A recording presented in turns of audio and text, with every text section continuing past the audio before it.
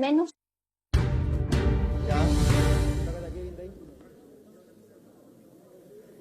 Hola, ¿cómo están? Muy buenas tardes. Bueno, hace solo instantes entonces se ha confirmado lo que es la renuncia a su cargo del ministro del Interior, Víctor Pérez, luego que se aprobara esta acusación constitucional en su contra en la Cámara de Diputados. El propio ministro reconoció acá que él conversó con el presidente de la República para dar a conocer su determinación final, y eso es lo que se ha comunicado hace pocos instantes. Hasta ahora ha llegado acá el abogado del ministro del Interior, Gabriel Saniaski, con quien queremos conversar también respecto a lo que ha significado esta determinación. ¿Cómo está, abogado? Muy buenas tardes. Estamos en vivo para CDN Chile con el central respecto a lo que ha ocurrido durante la presente jornada. ¿Cómo lo analizan ustedes respecto al mérito de esta acusación constitucional? Yo acabo de hablar con el presidente de la República, con Sebastián Piñera, y le hice llegar mi renuncia al cargo de ministro del Interior, puesto que no estoy dispuesto a que a través de mi persona se dañe al gobierno. Aquí hay un ataque para obstaculizar la acción del gobierno y por lo tanto no quiero que mi persona sea obstáculo. Y le planteé a él la voluntad de renunciar, a pesar de que intentó persuadirme, aceptó mis argumentos. Yo no debo responder, digamos, preguntas que son para el ministro o el exministro. En este sentido, ¿qué es lo que esperan ustedes como defensa también respecto a lo que pueda ocurrir en el Senado, considerando que más allá de la renuncia esto sigue adelante, ¿no?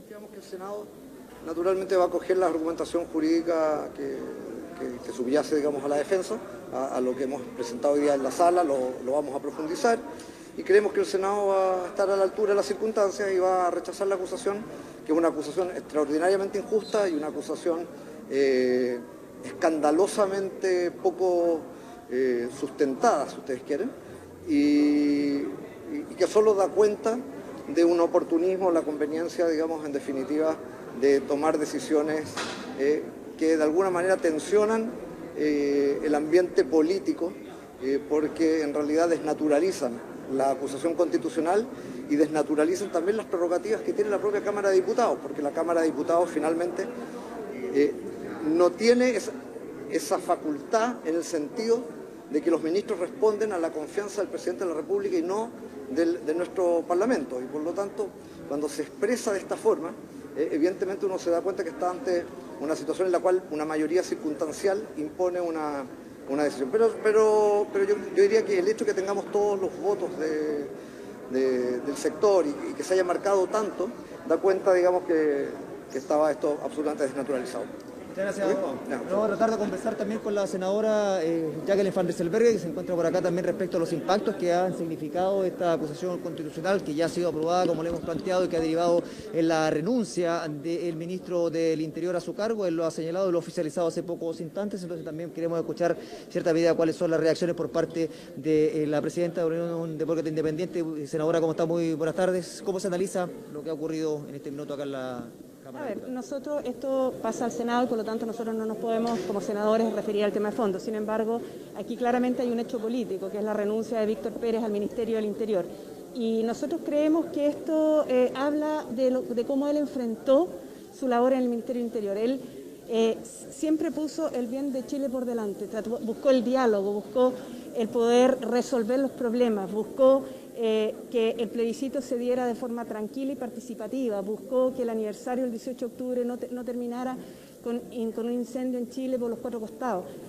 Y por lo tanto, el que hoy día nuevamente piense en Chile y que no distraiga la labor del gobierno en la defensa de acusaciones en el Parlamento, solo habla bien de él, solo habla bien de él. Y por lo tanto, a nosotros nos duele, pero la entendemos y respetamos la decisión que tomó. En términos de lo que significa también para el futuro del gobierno una determinación de estas características, también allana el camino, genera ciertos conflictos de necesidades por parte de lo que son las determinaciones del futuro gabinete. ¿Cómo analizan también respecto a la perspectiva que genera? No, esa es una decisión que tiene que tomar el presidente, sin duda no es el escenario óptimo, es decir, nosotros entendemos que hay herramientas constitucionales que tiene el Parlamento, que tienen el legítimo derecho a ser usadas, pero no compartimos muchas de las veces en que se ha usado, ¿no? Y bueno, la decisión del presidente será cómo rearma su gabinete. Muy breve en términos de lo que fue la renuncia, ¿lo sorprende o era algo que estaba conversado previamente si se aprobaba finalmente la acusación acá en primera instancia? Era una cosa que de alguna manera se había conversado, porque justamente Víctor era de la idea de que no podía arrastrar al gobierno, que tiene que preocuparse de la pandemia, que tiene que preocuparse de la crisis económica, que tiene que preocuparse de restablecer el orden público, que tiene que preocuparse de una serie de cosas. No era su intención arrastrarlo en la defensa de acusaciones en el Parlamento. Muchas gracias, senadora. Muchas gracias. Estaban las palabras de la senadora Jacqueline Van Rysselberghe, presidenta de la Unión Demócrata Independiente. También se encuentra junto a nosotros el diputado de la Democracia Cristiana, Iván Flores, para conocer también sus reacciones en torno a lo que ha ocurrido hace pocos instantes acá en la Cámara de Diputados. Diputado, ¿cómo está? Muy buenas tardes. Partir por lo que ha sido ya la declaración admisible de esta acusación constitucional contra el ministro Pérez y ya su renuncia al cargo. ¿Cómo se analiza en términos de lo que significa esto, no tan solo lo que prospere como acusación constitucional, sino que también para lo que debe enfrentar el gobierno? Buenas tardes. Buenas tardes. Bueno, lo que ha hecho el ministro del Interior no fue ni más ni menos que un acto de realidad política como consecuencia de una votación contundente. La acusación constitucional se aprobó y no fue un gusto político. Habían argumentos suficientes y de sobras, pese a la actitud desafiante del abogado defensor contra algunas bancadas de oposición. Había argumentos suficientes para sostenerla. Y eso fue lo que hizo que 80 parlamentarios votaran a favor de la acusación. Y el gobierno lo que tenía que hacer era o pedirle la renuncia al ministro o el ministro, en una actitud de responsabilidad política, renunciar, que fue lo que hizo, ni más ni menos. O sea, ante la contundencia de los actos y entendiendo, creo yo, que el gobierno no podía estar en vilo una semana hasta que el Senado resolviese, finalmente termina renunciando al cargo. La acusación constitucional sigue.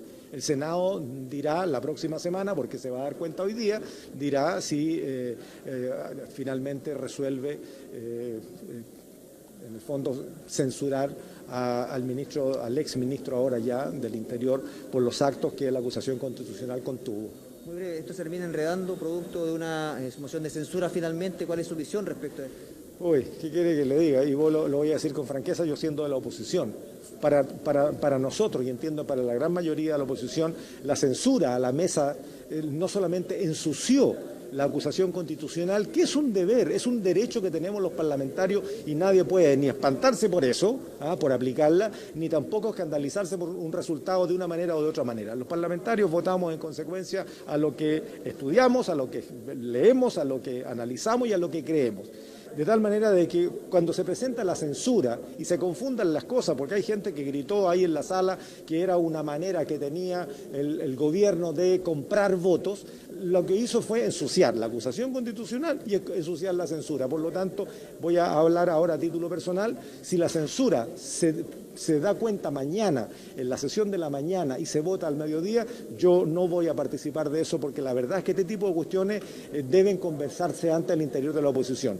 Esto dejó de manifiesto y con claridad de que no hay unión en la oposición, y por favor, la oposición tiene que juntarse para representar a la mayoría de la ciudadanía hoy día. Y aquí no lo hubo, aquí fue sencillamente un comité que lo tomó por decisión propia y nos dejó a todos sorprendidos en algo que debió haberse conversado antes. Por lo tanto, yo no voy a apoyar esa censura si es que se mantiene en esos términos. Muchas gracias, diputado. Incluso también la confusión se produjo en términos del resultado de la acusación constitucional, por cuanto no hubo mucha reacción al interior de la sala. Una vez que se conoce este resultado de 80 votos a favor de la acusación constitucional contra el ministro del Interior, Víctor Pérez, de forma inmediata se da cuenta de esta moción de censura y por eso no hubo reacciones en la oposición. Todos quedaron tanto sorprendidos, incluso nosotros que estábamos relatando lo que ocurría al interior de la sala. Por ende, ya termina generándose toda esta discusión al interior de la oposición, más allá de lo que va a ser la acusación constitucional contra el ahora ex ministro del Interior, que de todas formas, más allá de su renuncia, va a ser analizada por el Senado dentro de los próximos días. Viviana.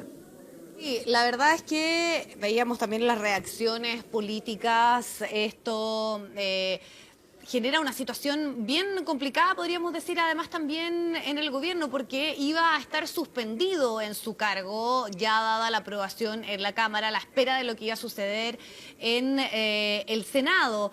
Pero da la sensación, no sé, tú que estuviste en el momento mismo, Guillermo, de que al parecer esto ya era una decisión tomada y asumida, sobre todo desde el oficialismo y también en algunas palabras que escuchábamos recientemente desde la oposición. Y vamos a ver también también qué efecto tiene efectivamente en lo que pueda ocurrir en el Senado, porque cuando se acusa constitucionalmente y si eso avanza y finalmente esto se logra, queda inhabilitado por el ejercicio de los cargos públicos, y se ha debatido esto en otros casos de, por ejemplo, personas que ya han salido de sus cargos y que han tenido que enfrentar este tipo de acusaciones o interpelaciones que se le hace precisamente a ministros de Estado. Entonces, a partir de la percepción también de lo que tú pudiste notar, Guillermo, al parecer esto ya estaba decidido antes de la votación ocurrida, cuando se le da, vamos, podríamos decir, en la Cámara Baja esta acusación constitucional.